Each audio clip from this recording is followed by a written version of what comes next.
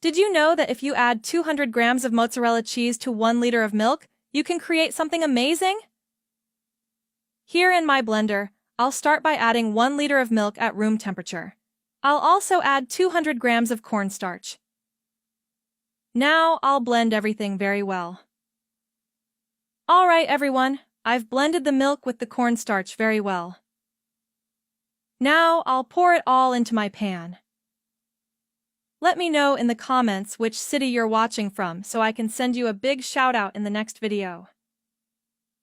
Alright, I've poured the entire mixture into the pan. Now I'll turn on the heat to low and start stirring with a whisk. I'll let it cook for 3 minutes and come back to continue. Look, everyone, the mixture has started to heat up. Now I'm going to add 200 grams of butter. I'm using a whisk, but you can also use a spoon.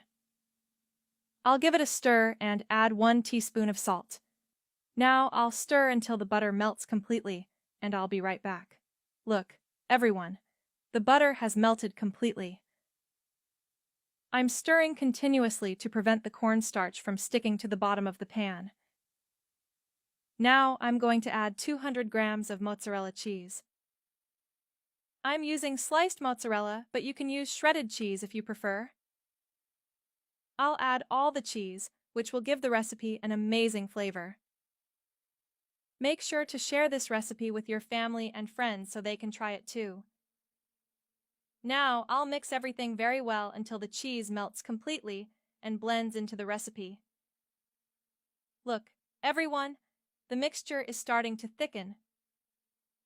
I'll switch from the whisk to a spatula to make stirring easier. Now I'll let it cook for 10 to 15 minutes so the mixture becomes firm. This cheese recipe is incredible, super easy to make, and it turns out amazing. Make it at home, and you'll never want to buy mozzarella cheese again. Now I'll turn off the heat and transfer this wonderful recipe to a mold. Look at how creamy this recipe is. I'm using a bread mold, but you can use any mold you prefer. Now I'll spread it evenly across the mold. Alright, I've spread it well across the mold. Now I'll refrigerate it for 2 to 3 hours until it cools completely and becomes firm. After that, I'll come back to show you the perfect result. Now, with a knife, I'll cut it to show you how this cheese looks.